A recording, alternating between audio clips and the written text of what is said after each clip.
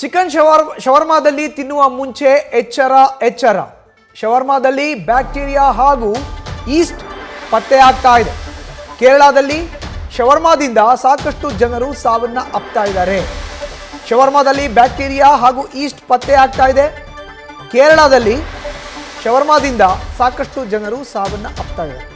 ಪರಿಶೀಲನೆ ಮಾಡಿದಂಥ ಆಹಾರ ಸುರಕ್ಷತೆ ಇಲಾಖೆ ಬೆಂಗಳೂರು, ಹುಬ್ಬಳ್ಳಿ, ಮೈಸೂರು, ತುಮಕೂರು, ಬಳ್ಳಾರಿ ಸೇರಿದಂತೆ ಹಲವೆಡೆ ಶವರ್ಮಾ ಪರೀಕ್ಷೆಯನ್ನು ಮಾಡಲಾರಂಭಿಸಿದೆ. ಅನಾರೋಗ್ಯಕ್ಕೆ ಕಾರಣವಾಗುವ ಬ್ಯಾಕ್ಟೀರಿಯಾ ಕೂಡ ಪತ್ತೆಯಾಗ್ತಾ ಇದೆ. ಹೆಚ್ಚಿನ ಮಾಹಿತಿ ನೀಡ್ತಾರೆ ನಮ್ಮ ಪ್ರತಿನಿಧಿ ಸತ್ತರ್ ನೇರ ಸಂಪರ್ಕಕ್ಕೆ ಜಾಯಿನ್ ಆಗಿದ್ದಾರೆ. ಸತ್ತರ್, ನೋಡಿ, ಈಗ ಶವರ್ಮಾ ಕೂಡ ರದ್ದಾಗುವಂತಹ ಸಾಧ್ಯತೆಗಳು ಇದೆ ಅನ್ನೋ ಒಂದು ಮಾಹಿತಿ ಲಭ್ಯ ಆಗ್ತಾ ಇದೆ. ಸಾಕಷ್ಟು ಪರಿಶೀಲನೆ ಇದ್ರ ಬಗ್ಗೆ ಆಗ್ತಾ ಇದೆ ಅನ್ನೋ ಮಾಹಿತಿ. ಸತ್ತರ್, ಸೋದನ ಅಂದ್ರೆ ಈ ಒಂದು ಆಹಾರ ಸುರಕ್ಷತೆ ಮತ್ತು ಗುಣಮಟ್ಟ ಇಲಾಖೆ ನಡೆಸಿದಂತಹ ಲ್ಯಾಬ್ ಟೆಸ್ಟ್ ಅಲ್ಲಿ ಏನಿದೆ ಅದರಲ್ಲಿ ಮುಖ್ಯವಾಗಿ ಪತ್ತೆಯಾಗಿರುವಂತ ಈಸ್ಟ್ ಬ್ಯಾಕ್ಟೀರಿಯಾ. ಈ ಈಸ್ಟ್ ಬ್ಯಾಕ್ಟೀರಿಯಾ ಏನು ಅನ್ನೋದನ್ನ ನಾವು ಇಲ್ಲಿ ನೋಡಬೇಕಾಗುತ್ತೆ.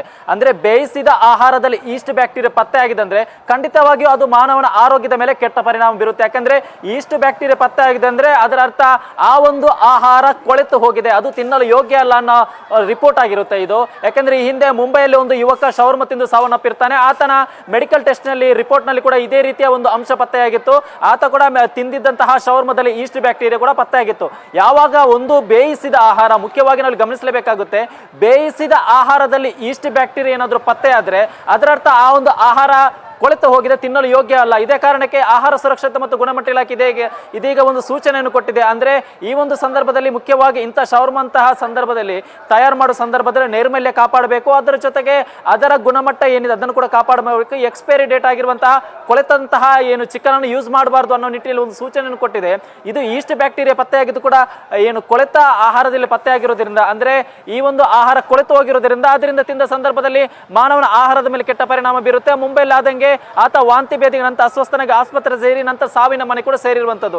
ಈ ರೀತಿಯ ಇನ್ಸಿಡೆಂಟ್ ರಾಜ್ಯದಲ್ಲಿ ಆಗಬಾರ್ದು ಅನ್ನೋ ಕಾರಣಕ್ಕೆ ಮುನ್ನೆಚ್ಚರಿಕೆ ಕ್ರಮವಾಗಿ ಈಗಾಗಲೇ ಆಹಾರ ಸುರಕ್ಷತೆ ಮತ್ತು ಗುಣಮಟ್ಟ ಇಲಾಖೆ ಈಗಾಗಲೇ ಸರ್ವೆ ನಡೆಸಿ ಒಂದು ಸೂಚನೆ ಕೊಡುವಂತಹ ಒಂದು ಕೆಲಸವನ್ನು ಕೂಡ ಮಾಡಿದೆ. ಅದರ ಮುಂದಿನ ಹಂತದಲ್ಲಿ ಏನಾದರೂ ಬ್ಯಾನ್ ಆಗುತ್ತಾ ಅನ್ನೋ ಪ್ರಶ್ನೆ ಇದೀಗ ಮೂಡಿರುವಂತದ್ದು. ಮಧುಸೂದನ್, ಧನ್ಯವಾದ ಸತ್ತರ್ ನಿಮ್ಮ ಮಾಹಿತಿಗೆ.